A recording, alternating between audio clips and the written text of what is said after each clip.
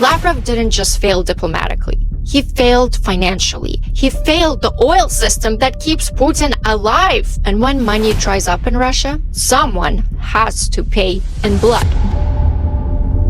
Sergei Lavrov has disappeared. Putin's top diplomat, the face of 20 years of threats, just gone. And every time the Kremlin says, "Nothing to see here," there is always something to see. On this episode of Slavicast, we're walking straight into the shadows. Lavrov, Putin's horse diplomat, has vanished from public life for the longest stretch of his career. This happened right after one thing: Trump's sanctions and Lavrov's failure to stop them. Putin is furious, and inside the Kremlin, something is crumbling. So in this episode,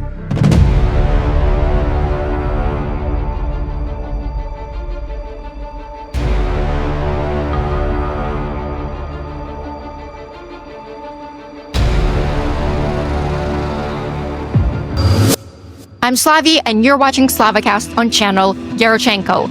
And I have a tiny secret to tell you. I love making these videos for you, and I love Ukraine, and I want freedom to win. I have a small favor to ask. If you want to help this work, if you want to help Ukraine win, please hit subscribe, like, and share this video. A small action like that goes a long way getting the word out. More people must know what's happening in Ukraine and the crimes that Russia is committing.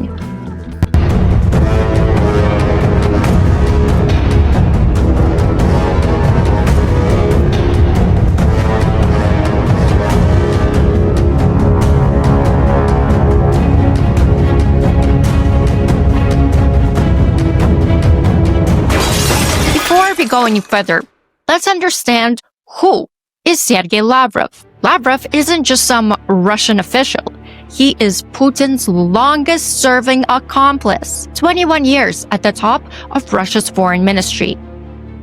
Decades of lies, corrupt threats, and diplomatic terrorism. This man is the architect of almost every single international crime Russia committed in the 21st century. Not pulling the trigger, but cleaning the blood off of the floor so the world wouldn't notice. Let me paint the picture. 2008, Georgia. Lavrov denied Russian atrocities in South Ossetia, while Russian troops executed civilians and burned villages. 2014, Crimea. Lavrov lied to every Western diplomat, saying Russia has no intention of annexing Crimea. 10 days later, Russia annexed Crimea. 2015, Syria. Lavrov defended Assad's chemical weapons attacks, even after the UN proved chlorine gas was used on children. He called it Western hysteria. He said the videos of the dying kids were just staged. 2022, full-scale invasion of Ukraine. Lavrov said Russia did not invade Ukraine, while missiles were falling on Kyiv. He said Russia does not target civilians, as Russia openly targets civilians every day. He said Ukrainian children weren't being abducted, while 20,000 Ukrainian children have been confirmed by the UN deported across the border to Russia. But the number is close to 200,000. He's responsible for the biggest propaganda lie of this war: denazification, a slur, sure you heard of it, used to justify the bombing of maternity wards, theaters, apartment buildings. Mariupol. Lavrov personally lied about the bombing of the drama theater, where it said kids so they wouldn't bomb it. But they did, where 600 civilians were killed, including children. He claimed it was a Ukrainian provocation, even though satellite images proved otherwise. When the world saw bodies lying on the streets with their hands tied, Lavrov said Bucha was staged, called it a Western performance. Journalists found mass graves, torture chambers, evidence. Kherson, Kharkiv, Izum. Every time Russia committed a war crime, Lavrov stood at a podium and denied it with a dead horse face. This is not a diplomat. This is a terrorist, a war criminal in a suit. And within Putin's inner circle, Lavrov is or was one of the last surviving members of the old guard. A loyalist from the Soviet school, a man Putin trusted to lie convincingly, coldly, mechanically. He is the voice of Russia's aggression to the whole world. And now, that voice is suddenly missing. So, when this man disappears, it matters. And with that context, now we can talk about if he's been purged or removed. When was Lavrov last seen? Almost 2 weeks ago. October 28th, Minsk, Belarus. His last confirmed public appearance, then silence. November 3rd, Budapest summit between Russia and US collapses. Late October 2025, a summit in Budapest between Trump and Putin was pulled off the table.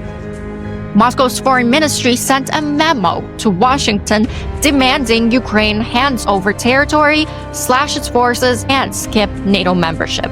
The same conditions Putin has repeated for years. Russia is not budging, even though they're losing. US officials say a call between Lavrov and Rubio sealed the deal. Moscow showed zero willingness to shift. In short, what was built as diplomacy became a declaration of collapse. The plan to meet died before it started, and Russia's hardline terms became the headline. Kremlin desperately hopes to avoid US sanctions. Within 48 hours, Trump imposed sweeping sanctions on Russia's oil sector. Rosneft, Lukoil, the shadow fleet, billions wiped out overnight.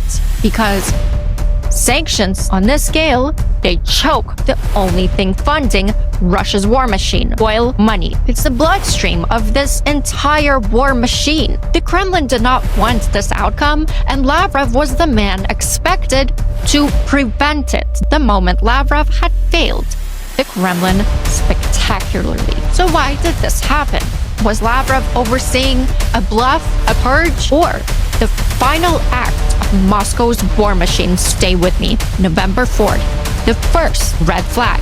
Putin signed a decree sending Maxim Oreshkin, who's a junior economic advisor, to represent Russia at a G20 summit instead of Lavrov. Lavrov has attended every major summit for over a decade. This is unheard of. November 5th, the second red flag. Russia holds a closed-door Nuclear Security Council meeting. Every senior official attends except one. Lavrov's chair is empty. November 7th. Peskov insists Lavrov is absolutely still in his post. Zakharova, their press drunken woman, says it's just a coordinated absence, whatever that means. When the Kremlin starts explaining, they're already lying. The Kremlin said that happens, but no, that doesn't happen. So, which red flag screams louder to you? Missing the G20 or ghosting a nuclear council in the middle of a war? Very important for Putin. Drop your answer. And then, the panic began inside the Kremlin because disappearances in Russia aren't absences. They're warnings, and everyone around Putin knows it. Did Putin purge Lavrov? Let's break this down. The Budapest channel blew up in Putin's face. Lavrov's memo pushing Ukraine to surrender land before a ceasefire infuriated both Trump and Rubio. It ruined the optics of what the Kremlin hoped would be a smooth diplomatic win. The part you need to hear. Just weeks earlier, a long-planned summit between Putin and U.S. President Donald Trump in Budapest had collapsed. Lavrov had been point man for the talks, which fell apart after a tense call with Secretary of State Marco Rubio. Washington accused Russia of refusing to soften its position on Ukraine and hit Moscow with fresh sanctions. Lavrov wasn't just pitching a bad deal. He was the man responsible for stopping the very sanctions Trump ended up unleashing. Sanctions that detonated the bloodstream of Russia's war machine, oil money. Sanctions that were never supposed to happen under his watch. For 20 years, Lavrov has been Putin's shield. The man who could talk the world out of consequences, out of Russia's war crimes. The minister of denial, the cleanup crew for every Russian war crime, from Mariupol to MH17, from Bucha to the bombings of maternity wards. And this time, he failed. Moscow Telegram channel Nezigar, almost 2 million followers, posted this. Serious conversation between Putin and Lavrov, reprimand for sabotage. Sabotage? Not incompetence? Not miscommunication? Sabotage. Then, Kommersant reported that Lavrov's absence was coordinated, which, let's be honest, is Kremlin code for he's being punished, hidden, or removed. Sky News called his disappearance a sign of internal blame after foreign policy failure. The Kremlin tell. When they say he's absolutely still in his post, that means something catastrophic is happening behind the curtain. Putin doesn't fire people quietly. No. He humiliates them, he isolates them, and only then he replaces them. And here's the part history refuses to let us forget. When Putin's people fail him, they don't retire. They vanish. They break. They fall out of windows. Look at the pattern. Ravil Maganov, the Lukoil chairman, fell from a hospital window, but Russian media called it heart complication. Yeah, maybe while he was falling. Pavel Antov, a billionaire politician, found dead beneath a hotel window in India.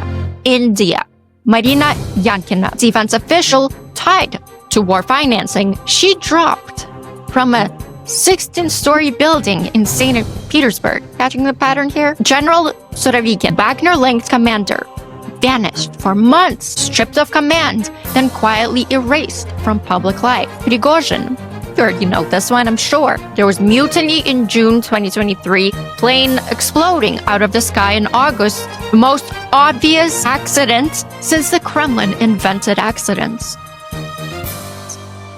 This is Putin's ecosystem. If you embarrass him, if you cost him money, if you fail to shield him from consequences of being a full-blown war criminal, then gravity becomes optional. Lavrov didn't just fail diplomatically. He failed financially. He failed the oil system that keeps Putin alive. And when money dries up in Russia, someone has to pay in blood. So, I'll ask you this. Why would Lavrov be the one exception to the rule? Why do you think Putin suddenly needs a scapegoat? To absorb the blowback from Trump's sanctions? To distract from battlefield losses? To hide the economic collapse they swore would never happen? Or because the Kremlin always eats its own when the money starts drying up?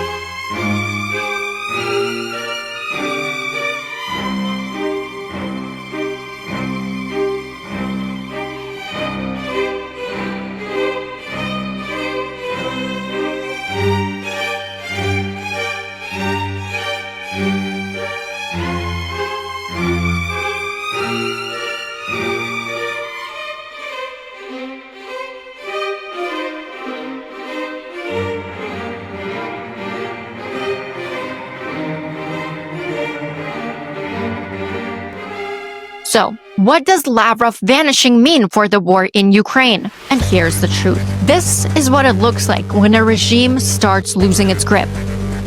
Putin's control is slipping.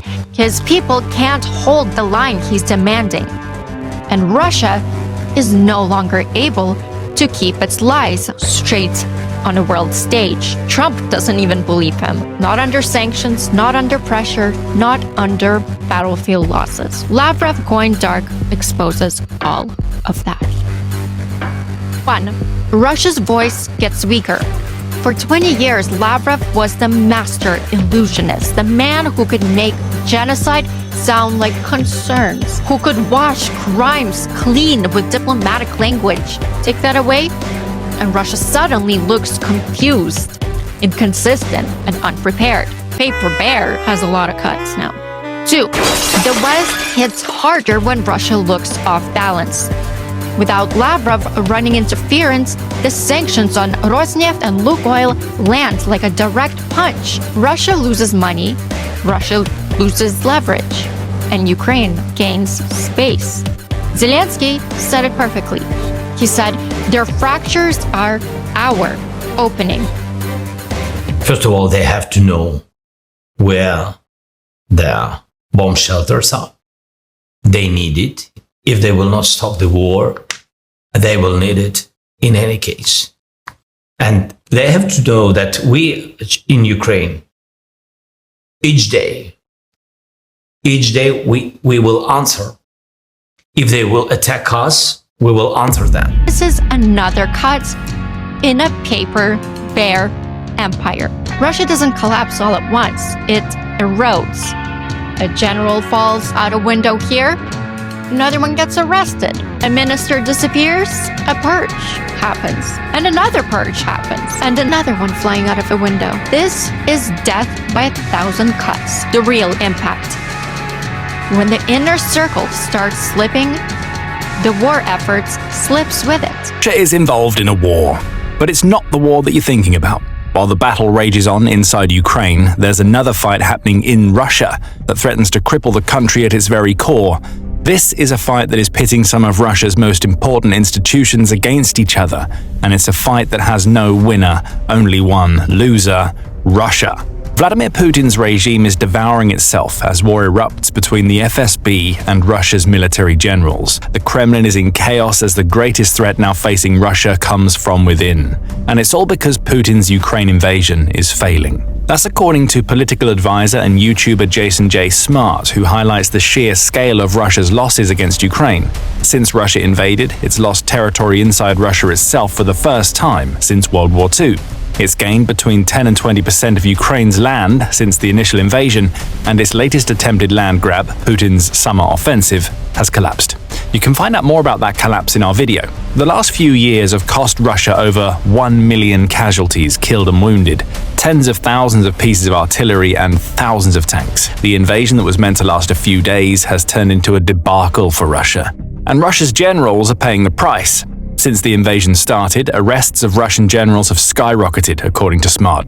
Before the invasion, a general's arrest was quite a rare event, he says. There were only 2 generals arrested in 26 months before the invasion. However, after the invasion, that number has exploded to 19 in just 42 months. This explosion represents a 6-fold increase in generals being arrested. And the craziest thing about all of this is, all those creatures are out to kill each other while Russia's creatures, Muscovites are creatures, let's put it this way. The tyrannical empire of evil is cracking. The fall of an aggressive empire doesn't just liberate Ukraine, it protects Europe, the US, and every democracy Russia has tried to intimidate. George Orwell once wrote that a regime built on fear eventually turns that fear inward. And that's when it dies. Historian Timothy Snyder puts it even sharper. Authoritarian regimes fall when the circle of loyalty breaks, that circle cracking in real time. So, here's what I want to ask you. Do you think, does the Kremlin still have enough lies left to glue the cracks together? Let me know in the comments below. Before we get into the Purge proof, if you're still with me, please hit subscribe, like, and share. Your support keeps the channel going. Thank you. Now, let's look at the evidence the Kremlin doesn't want you to see. The hard proof. The part no one can spin. And the part that makes the Kremlin sweat. Lavrov failed the mission Putin gave him. His Budapest memo wasn't diplomacy. It was surrender demand wrapped in arrogance. And Trump didn't just reject it. Rubio hung up on Lavrov. The whole channel collapsed. And then, the ultimate humiliation. Trump imposed the sanctions Lavrov was supposed to stop. Sanctions that hit Rosneft, Lukoil, and the Shadow Fleet. Sanctions that wiped out billions of Russia's blood money and choked the only bloodstream funding Russia's war machine, oil money. This was Lavrov's job. Prevent economic collapse. He didn't. He failed. Remember, Putin's pattern in a dictatorship, that is the step one of a purge. Isolate, pretend nothing is wrong. Lavrov spent 2 decades building Putin's empire of lies. He defended every atrocity, from Crimea to MH17, from his maternity ward to the scorched earth of Bucha. He was the architect of denial, the diplomat of destruction, the man who convinced the world for years that Russia was a civilized country, that there's human rights in Russia. The real story. Putin is losing the very people who kept his regime glued together. The old guard is breaking. The inner circle is fraying. The lie machine is sputtering. And now his top diplomat, the shield, the spin master, the smoother of every disaster, has vanished. This is not stability. This is not strength. This is what Timothy Snyder calls the moment when the story no longer works. And this moment matters for Ukraine and the world. When Russia cracks, even quietly, Kremlin control loosens. Diplomats stop lying convincingly. Sanctions land harder. Allies stop fearing Moscow's bluff, paper bear, fake red lines, and Ukraine's momentum accelerates. This is how empires fall, with fireworks, with fractures. After failing to stop sanctions on Russia, this is a fracture. So, who do you think Putin blames more? Trump for torching the ultimatum, or Lavrov for delivering it? Let me know in the comments below.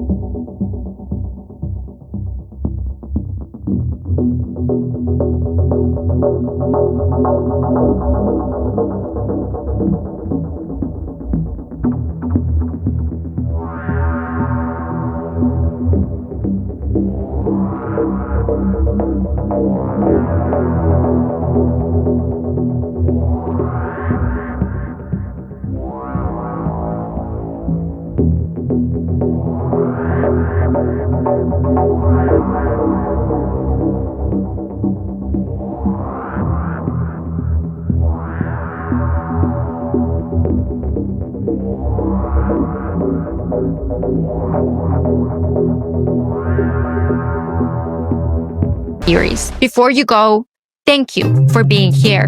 Ukraine doesn't fight alone. Every view, every share, every voice pushes back against a dictatorship that survives on silence. Your engagement, your presence, keeps this channel creating more content in a world that would rather forget what's happening and look the other way. To support deeper reporting, join channel memberships or buy me a coffee. Link in the show notes below. It helps create more content for you. The biggest support you can give, please stay informed, stay loud, and stay human. Think about this. If Putin is losing the people closest to him, what does that tell us about the future of his regime? I'm Slavie. This is SlavaCast. Be fierce. Be brave like Ukraine. God bless America. And Slava Ukraini.